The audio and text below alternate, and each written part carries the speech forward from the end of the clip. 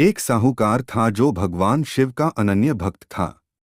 उसके पास धन-धान्य किसी भी चीज की कमी नहीं थी, लेकिन उसकी कोई संतान नहीं थी और वह इसी कामना को लेकर रोज शिवजी के मंदिर जाकर दीपक जलाता था। उसके इस भक्तिभाव को देखकर एक दिन माता पार्वती ने शिवजी से कहा कि प्रभु, यह साहूकार आपका अनन्य भक्त है। इसको किसी बात का कष्ट है तो आपको उसे अवश्य दूर करना चाहिए। शिवजी बोले कि हे पार्वती, इस साहूकार के पास पुत्र नहीं है, यह इसी से दुख ही रहता है। माता पार्वती कहती हैं कि हे ईश्वर, कृपा करके इसे पुत्र का वरदान दे दीजिए। तब भोलेनाथ ने कहा कि हे पार्वती, साहूकार के भाग्य में पुत्र का योग नहीं है। ऐसे में अगर इसे पुत्र प्राप्ति का वरदान मिल भी गया तो वह केवल 12 वर्ष की आयु तक ही जीवित रहेगा।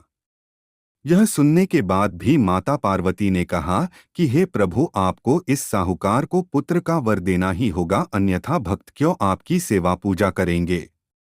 माता के बार बार कहने से भोलेनाथ ने साहूकार को पुत्र का वरदान दिया, लेकिन यह भी कहा कि वह केवल 12 वर्ष तक ही जीवित रहेगा। साहूकार यह सारी बातें सुन रहा था, इसलिए उसे न तो खुशी हुई और न ही दुख।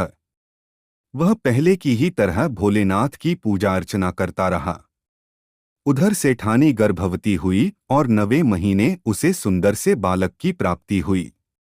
परिवार में खूब हर्षोल्लास मनाया गया, लेकिन साहूकार पहले ही की तरह रहा और उसने बालक की 12 वर्ष की आयु का जिक्र किसी से भी नहीं किया। 11 वर्ष की आयु हो गई तो एक दिन साहूकार की सेठानी ने बालक के विवाह के लिए कहा। तो साहूकार ने कहा कि वह अभी बालक को पढ़ने के लिए काशी जी भेजेगा।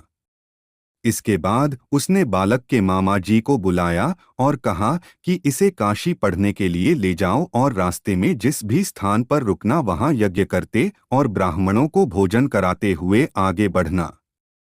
उन्होंने भी इसी तरह करते हुए जा रहे थे कि रास्ते में एक राजकुमारी का विवाह था। जिससे उसका विवाह होना था वह एक आंख से काना था।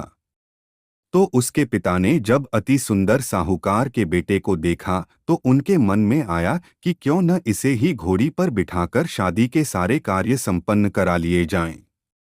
तो उन्होंने मामा से बात की और कहा कि इसके बदले में वह अथाह धन देंगे, तो वह भी राजी हो गए। इसके बाद साहूकार का बेटा विवाह की बेदी पर बैठा और जब विवाह कार्य संपन्न हो गए तो जाने से पहले उसने राजकुमारी की चुंदरी के पल्ले पर लिखा कि तेरा विवाह तो मेरे साथ हुआ, लेकिन जिस राजकुमार के साथ भेजेंगे वह तो एक आंख का काना है।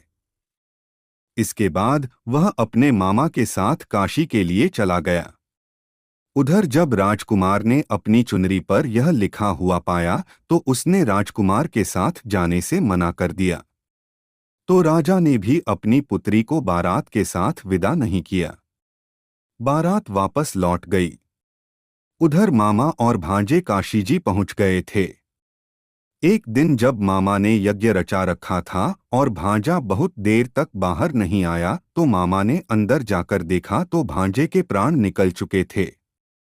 वह बहुत परेशान हुए, लेकिन सोचा कि अभी रोना पीटना मचाया तो ब्राह्मण चले जाएंगे और यज्ञ का कार्य अधूरा रह जाएगा।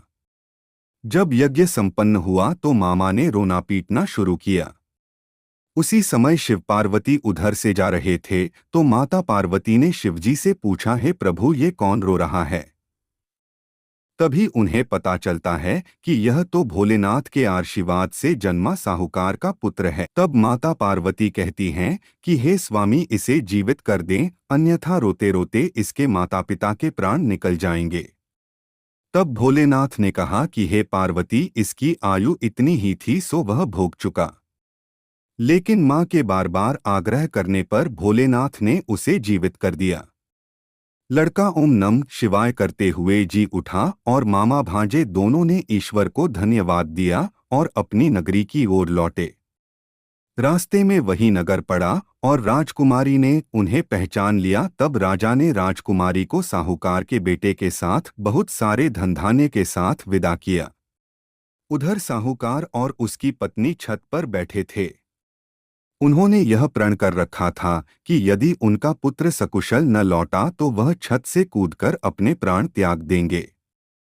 तभी लड़के के मामा ने आकर साहूकार के बेटे और बहू के आने का समाचार सुनाया, लेकिन वे नहीं माने तो मामा ने शपथ पूर्वक कहा। तब तो दोनों को विश्वास हो गया और दोनों ने अपने बेटे बहू का स्वागत किया।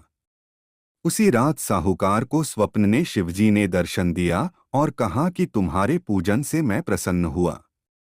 इसी प्रकार जो भी व्यक्ति इस कथा को पढ़ेगा या सुनेगा उसके समस्त दुख दूर हो जाएंगे और मनोवांछित सभी कामनाओं की पूर्ति होगी।